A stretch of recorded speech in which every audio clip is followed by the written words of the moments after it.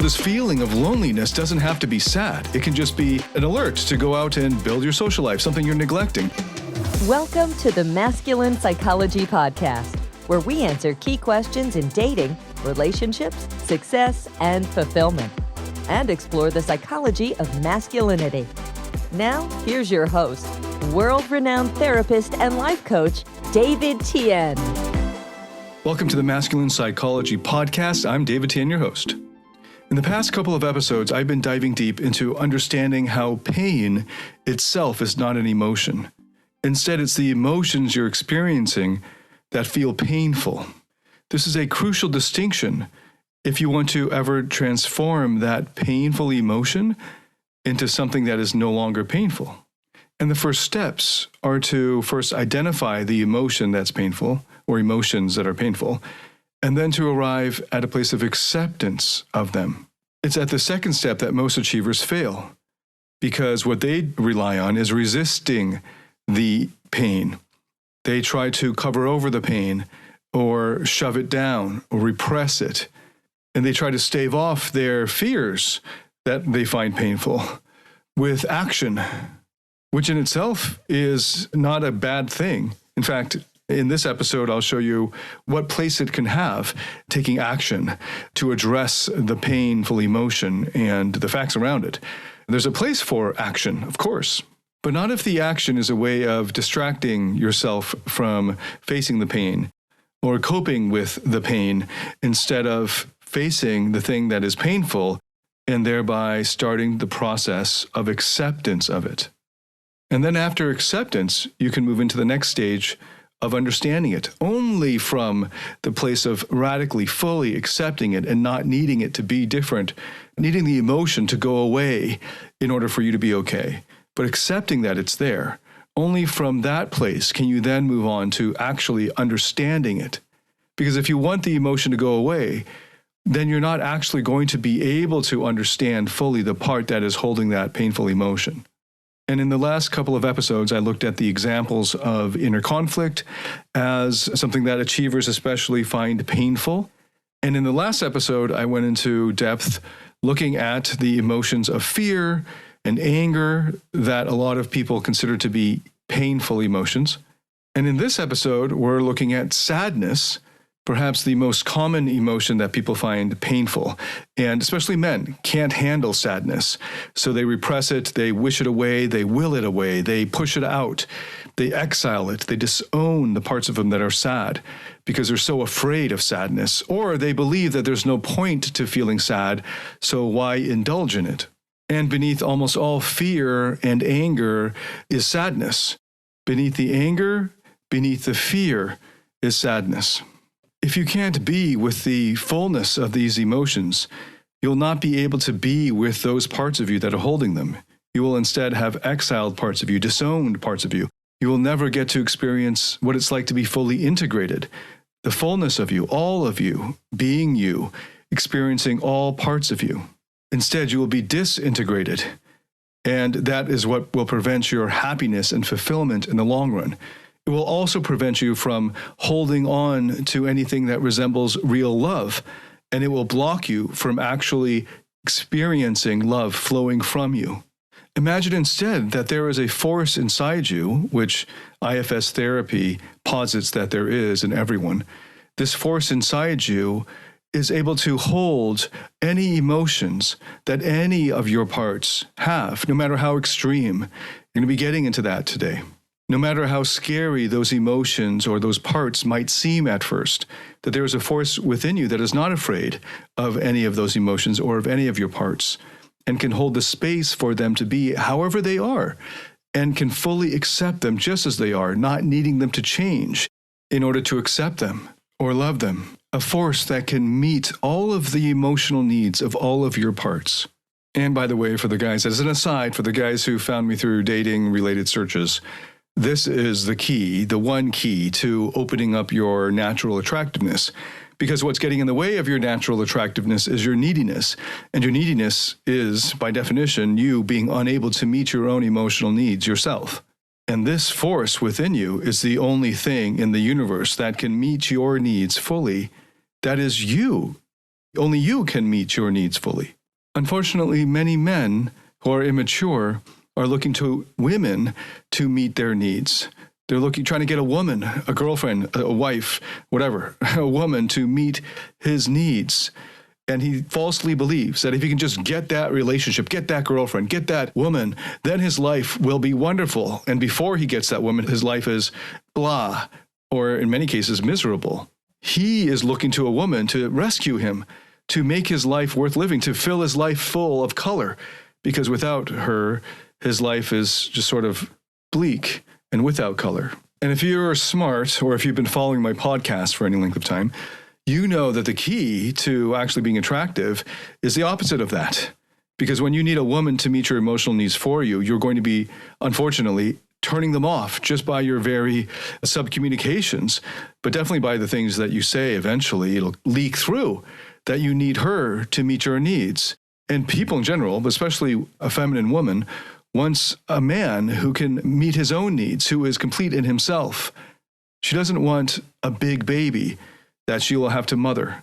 In other words, what the mother will do for the baby is to meet its needs emotionally, because the baby's brain literally is still forming and so forth.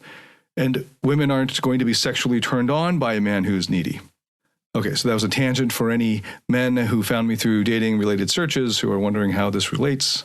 Okay, so in this episode, I'm going to be getting into how sadness can be an emotion that is beautiful and not painful if you take the higher perspective. Now, by the way, if you are not a single man who's trying to get women and didn't find me through a dating-related search, I would love to hear from you. I would like to make more podcast episodes for you, more content for you. Let me know why you found this podcast and are still listening to it, and what you would like to hear more of and learn more about. But again, I will start with the situation that I find very commonly among those who come to seek out my help and find this podcast, men who went online and looked up something related to dating, especially, but also relationships. And they are often lonely. So I'll start there in our exploration of sadness.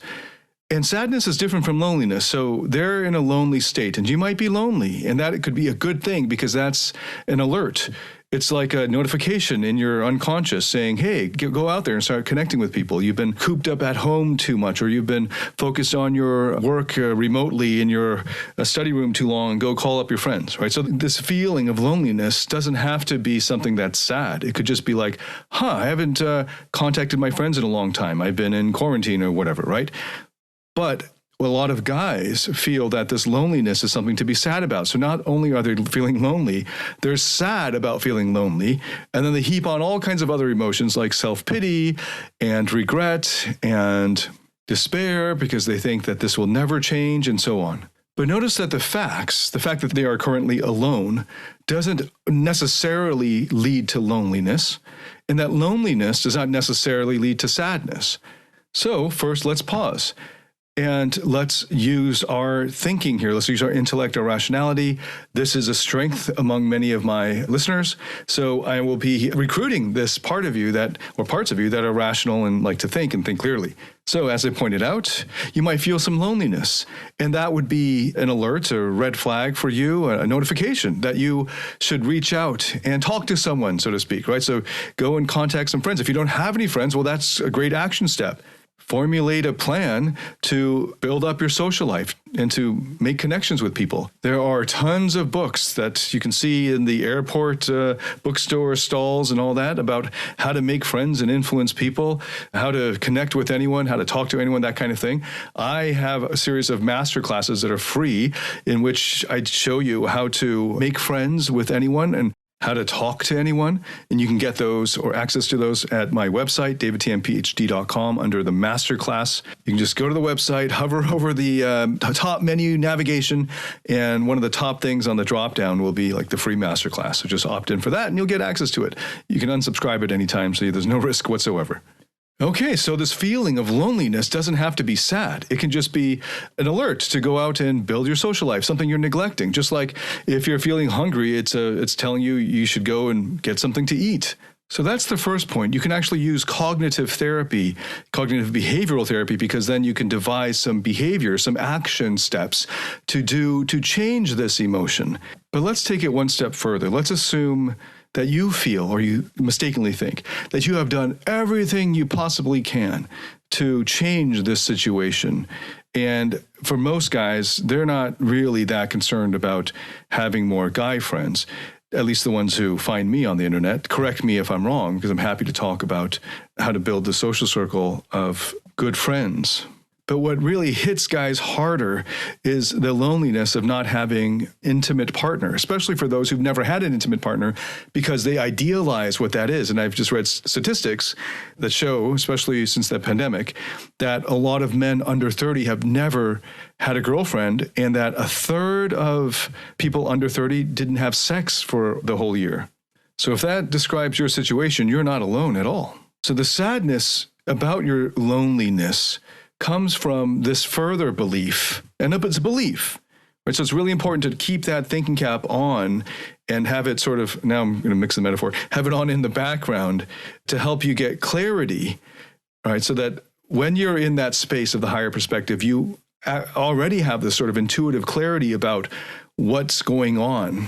And if you're confused or frustrated because you can't figure out what to do about it, how to fix it, then that's not your true self. That's not your higher self. That's another part that's trying to fix things. And in the IFS process, we invite that part or those parts to step back, or to go to an observation room, or to go to a safe distance, or to just go to a whole other part of your mental universe and do whatever they enjoy doing instead. They don't really need to be here with the parts that are feeling painful emotions. In fact, I should stop using that phrase, painful emotions, because that makes it sound like there are emotions that are necessarily painful. But just instead, the more accurate term is emotions that these parts are feeling as painful. And it's these beliefs that are added on to the loneliness that lead to sadness that then is felt as painful. And it's the belief that you will never be able to change the situation, and the situation will never change. It's this belief of never. It will never change, or it will stay this way forever. And that belief about never or forever, this projection into the future, which you can never know for certain, but if you cling on to that concept there of, I'm lonely and I will always be lonely. I will forever be lonely. I will never not be lonely. Those beliefs, of course, would lead to this despair that you will forever feel the same way. And of course, maybe you picked up on it. I've got on in the background this clarity that we can't actually know what the future will hold as far as your loneliness goes. Whether you will ever find a woman, you won't know. And that, if you just focus on that instead of focusing on this false belief, or at least a belief that you can't know whether it's true or false or not until you're about to die, whether you will forever be lonely. So you might as well instead focus on the belief that you don't know whether your situation will change. And given the fact that you don't know and you can't know until you experience all of life and then look back on it, you might as well make the most of it and go out and try to change it. So let's take another instance of sadness. So I've already disposed of that, the loneliness to sadness move that a lot of guys who just are lost in self-pity and despair and giving up, even though they're not even 30 years old yet.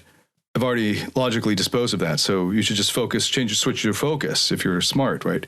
Let's take a situation that's on more sure footing. Let's say that you have lost something that you won't be able to get back, or that you have less of something that you can't retrieve. Let's say that you have lost your arm. And let's say that medical technology has not evolved or developed to the point where the prosthetic and the connection to your brain is going to be able to replace that in your life. And I think we're at that stage now. The technology is not that evolved yet, but maybe, who knows, 20, 40 years down the road, things will change. We might be cyborgs.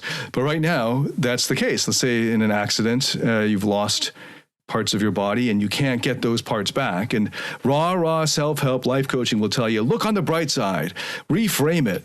Okay, so there's all that, but that's the path of resistance, right? That's what I've been pushing against the past 2 episodes. That's what an achiever would do, but you're just disowning the parts of you that are still grieving and mourning. And of course, you will have this phantom limb and so forth that your brain is not yet fully adjusted to it because it hasn't fully grieved and mourned. And there's a higher perspective in you that can be with the parts of you now that are grieving and mourning the loss of that potentiality in you, or of just literally the loss and use of your limbs. And can we just stay with that?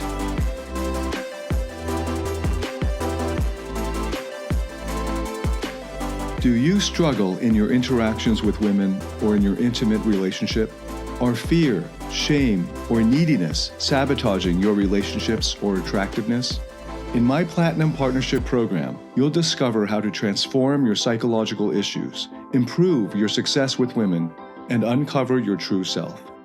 Get access to all my current and future online courses by applying for the Platinum Partnership today at davidtianphd.com/platinum.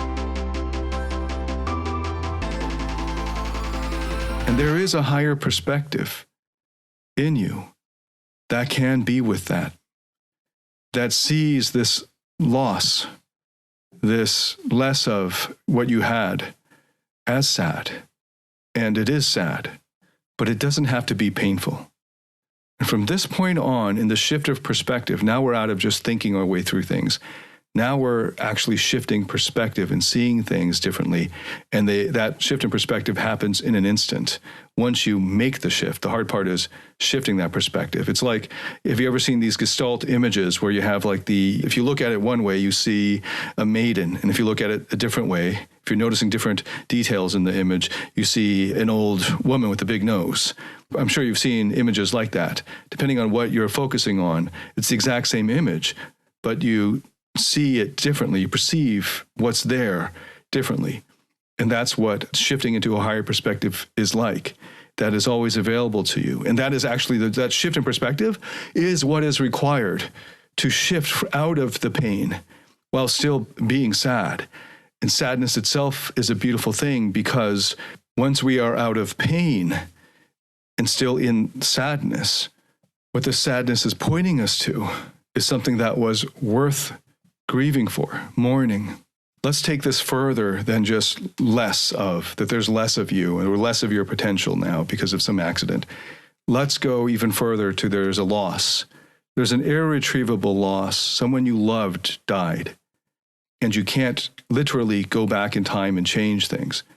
But you can change your perspective now on it so that sadness that you're feeling, that longing, and maybe the regret that you didn't tell that person you love them before they were in this tragic accident. Maybe on the day that they had their fatal accident, you had a big argument and you said things that you regret, and then they died and you didn't get to take it back. You didn't get to tell them how much you actually loved them. And now you have to live with that regret. And that regret can easily feel painful. And for those that we have lost, there is also, I'm sure, a longing, a missing of them.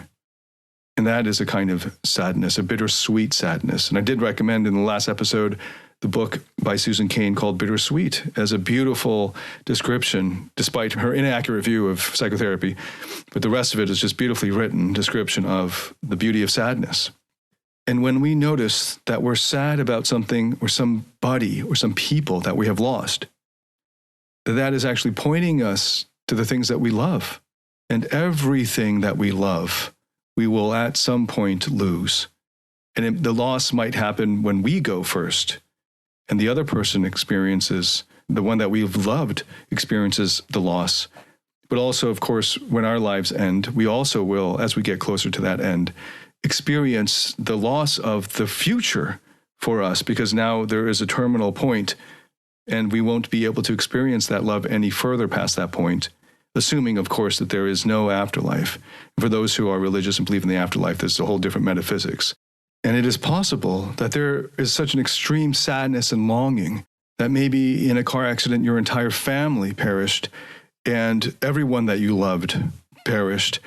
And now that loss is so extreme that it is almost impossible to imagine at your advanced age building up to having all of that love again. And it seems like, what's the point of continuing to live when all you're experiencing is this sadness? And many therapists are so terrified of suicide.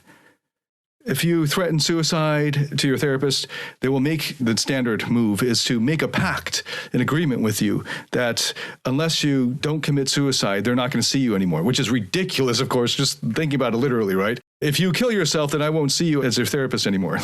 So that's not the approach that IFS therapy takes, because if you make the part that's suicidal promise not to commit suicide, you have now cut off its one avenue for release of its pain that it's feeling. what IFS therapists call a firefighter part, the part that reacts and it comes up in response to pain. But if you allow it the permission to, and also the possibility that it could take that route, then it will relax because that's always available. And you can just say, can you just put it off for another day? You can always kill yourself tomorrow. And that higher perspective in you, that force within you, is not afraid of the part that could commit suicide. And I can imagine, and hopefully you have thought about scenarios where suicide is a completely rational thing. Maybe in your school you've debated euthanasia. The first time I heard that term in high school, I thought it was referring to youth in Asia, like young people in Asia. But hopefully you've had the chance to debate in class the rights of someone to end his or her own life and under what circumstances it would be reasonable or rational to do so. And you can imagine easy examples where they are living in such extreme pain. And by the way, we do this for our pets. We don't allow them normally, our pets, to just live out their lives and die. Most people, at some point, the veterinarian will recommend that they be put down, because the likelihood of them experiencing a comfortable life is now relatively low, and out of compassion, we kill them. Isn't that interesting how therapists, who are supposed to be the most compassionate, so to speak, right, they're terrified of losing a client because, of course, that makes them look bad, right? And on the other hand, you've got these people who love their pets, and then the doctor says, yeah, it's time to kill them. But it makes sense, right, that when the pain overwhelms, and takes over any kind of pleasure or satisfaction they can have in life, it can make sense to end it on a high note, or as high of a note as you can manage now that you are in this situation of so much pain. And it's interesting that we treat our pets better than we do other human beings, even ourselves. And is there that force within you? Have you accessed it that is not afraid of the parts that are contemplating suicide when the pain, or if the pain, becomes too extreme or overwhelming as a result of losing something you can't get back that you loved? And maybe many people, all of your loved ones that have tragically perished that you can't get back, and now you are literally alone, and you're facing this prospect of building up a life worth living again. And of course, you could look on the bright side and institute this 4-step plan and so forth, right? But it can also be a rational thing that, just as we put down our dogs, at some point that pain is just so extreme that you want to end this pointless life. After all, life as we know it is simply this product of a big bang and then process of evolution, of survival of the fittest, and we're just on this rock hurtling through the universe, that revolving around a minor star, which moves around other stars and is still a minor star, and so on. Right? We're just this sort of random thing. And in the little space of time that we have to live, and 99.99% of us will be insignificant in 100 years, 200 years. So what is the point of life? So many young people want to make their mark, and they find meaning in life by leaving their legacy of significance, when really none of it will ever be significant if you're smart about it. Turn that brain on, think about it deeply. So meaning in life is what we make of it. You make meaning in your life. And it can also be reasonable and rational to notice that the conditions of your life where you've lost everyone you've loved, or you have so much less of your potentiality, maybe you've lost all of your bodily functions and you're just stuck in a body and there's no way for you to communicate, let's say, it's an extreme case. It might make sense for you to end things. So I'm leaving that avenue available for any parts of you that are contemplating suicide, and I just challenge them to wait one more day. Just put it off for tomorrow. You can always do it later, but if you do it, you can't get that back. You can't take it back. So really decide that that's something that you want to do, because it's a one-way door. And there is a force within you that if you go through the therapeutic process and you go through it and stay with it, you will be able to access it. And it might take years for some people, but along the way, as they get to that point of accessing this space of the higher perspective of your higher self, you will get to meet all kinds of beautiful parts within you, and all parts are beautiful. Eventually, you will find this force within that can hold the space for all of these emotions that all of your parts are having, and not experience those as painful for you from that place. and the parts might experience them as painful, but you can lend them your strength and part of your perspective and help them to feel that you're okay with it. Even the part that wants to end things, that you can hold that space for it, and it will be all right. Now let's take this to even further extremes. Imagine now that you are dying, and as you are dying, you are contemplating all of the things that you regret, that you can't have back, the people that you can't tell that you love them one more time. Now, while you're dying, you know that intellectually there's no way for you to change the future because you're dying. Maybe, let's just up the ante, you're dying alone. No one else is with you. But there is a force within you that if you can access it, that state, that perspective, that self, that higher perspective within, you will realize that you are not alone, that there is an abundance, that there is an unlimited, infinite source of love and compassion within you that is calm and connected and courageous to face whatever is coming, which in this case is death, and is able to be with you and all of your parts, and it will be all right.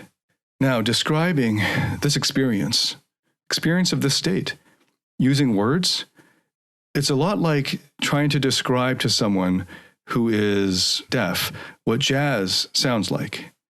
We're using words in a written description. Or for someone who's blind, describing using words, a beautiful painting or a beautiful scene. Or someone who has lost his taste buds, describing what this delicious food is like. And who, let's assume, has never had taste buds, right? So you can't refer to any previous experiences. And I'm sure you can think of other examples. But hopefully, just by me doing that, I went ahead and did it anyway.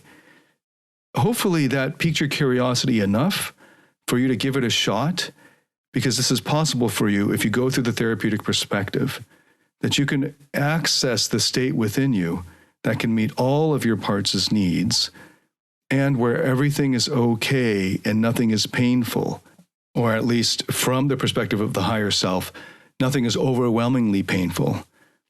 And it's possible to hold the space for any parts that are experiencing pain, any parts in you that are experiencing pain.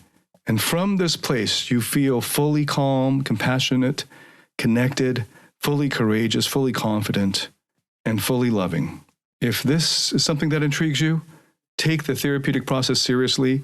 I have a private practice that often only has 1 or 2 spots available at any given time, but I have a waiting list, so you can find out more info from my website, davidtianphd.com, and also have online courses that you can access through the Platinum Partnership and the online program called Emotional Mastery.